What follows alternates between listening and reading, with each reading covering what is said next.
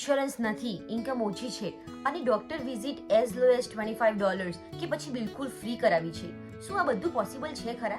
હા, પોસિબલ છે ને.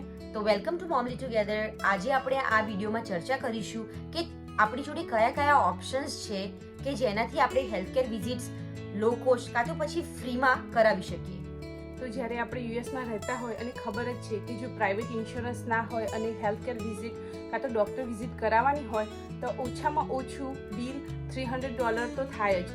અને એમાં બી જો પ્રેગ્નન્ટ હોય અને સ્પેશિયલાઇઝ ટ્રીટમેન્ટ કાં તો સ્પેશિયલાઇઝ ડૉક્ટરને મળવાનું હોય કાં તો વિઝિટ કરાવવી હોય તો $1000થી તો સ્ટાર્ટ જ થાય. તો અહીં આપણે જોઈશું કે કયા કયા ઓપ્શન આપણી જોડે છે. તો પહેલો ઓપ્શન છે પ્રેગ્નન્સી મેડિકેડ. જ્યારે કોઈ પ્રેગ્નન્ટ હોય ત્યારે ઇન્સ્યોરન્સ ના હોય તો પ્રેગ્નન્સી મેડિકેડ અપ્લાય કરવાનું બહુ બેનિફિટ થાય.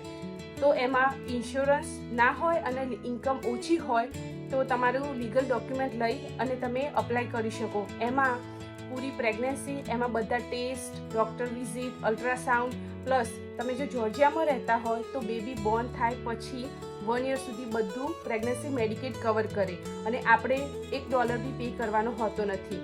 પછી જો તમે પ્રેગ્નન્ટ હો અને લેટ થઈ ગયા હો તો પ્રેગ્નન્સી મેડિકેડ છેલ્લા 3 મહિનાનું બિલ બી કવર કરી આપે. તો એ રિયલી ગુડ ઓપ્શન છે. અને બીજો ઓપ્શન છે આપણી જોડે ઇમરજન્સી મેડિકેડ. લેટ્સ સે તમારી જોડે ઇન્સ્યોરન્સ નથી, તમે કાં તો પછી તમારું બેબી અચાનક જ બીમાર થઈ ગયું અને તમારે કંઈ આઈડિયા નથી આવતો કે આગળ શું કરવું, તો તમારે ખાલી હોસ્પિટલમાં જઈ એ દિવસે જે તમારે ટેસ્ટ કે ગમે તે કરાવવું પડે, કોઈ પણ સ્પેશિયલ ડૉક્ટર તમારા બેબી કે તમારે જોઈને જાય, કોઈ ઇમરજન્સીમાં ઓપરેશન કરાવવું પડે તો આ બધું જ ઇમરજન્સી મેડિકેડ થ્રુ કવર થઈ જાય છે. All you have to do is બધા બિલ્સ લઈ અને લેટર ઓન જ્યારે તમે ઘરે આવો ત્યારે તમે જો જોર્જિયામાં રહેતા હોય તો જોર્જિયા ગેટવે થ્રુ તમે ઇમરજન્સી મેડિકેડ અપ્લાય કરી શકો છો. અને જો તમારી ઇન્કમ ઓછી હોય તો એ ડેફિનેટલી અપ્રૂવ થઈ જશે અને તમારે કોઈ પણ બિલ ભરવું પડશે નહીં. અને હવે ત્રીજો ઓપ્શન છે સ્લાઇડિંગ સ્કેલ ક્લિનિક્સ. તો અમુક ક્લિનિક્સમાં પ્રોગ્રામ ચાલતા હોય કે સ્લાઇડિંગ સ્કેલ, એમાં જે ઇન્કમ ઓછું હોય અને તમારી જોડે જસ્ટ ખાલી કોઈ બી એક આઈડેન્ટિફિકેશન ડોક્યુમેન્ટ હોય તો તમે જઈ અને એઝ લો એઝ $25 ડૉક્ટર વિઝિટ, એમાં બ્લડ ટેસ્ટ ને વેક્સિન બધું કવર થઈ જાય, એ બી તમે કરાવી શકો.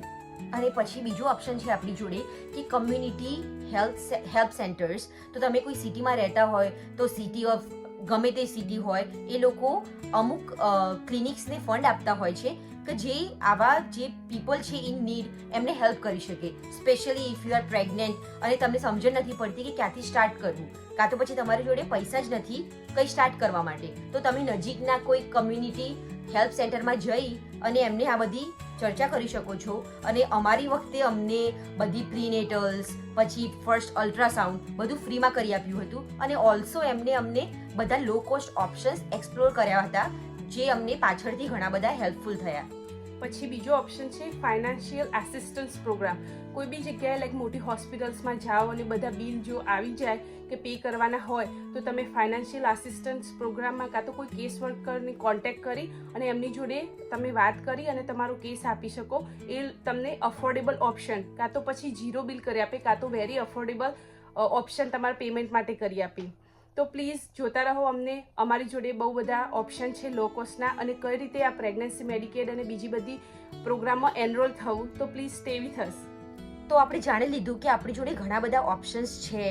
તો હવે કયો ઓપ્શન કઈ રીતે એપ્લાય કરવાનો, કોને કોન્ટેક્ટ કરવાનો એ બધું જાણવું હોય તો પ્લીઝ DM us.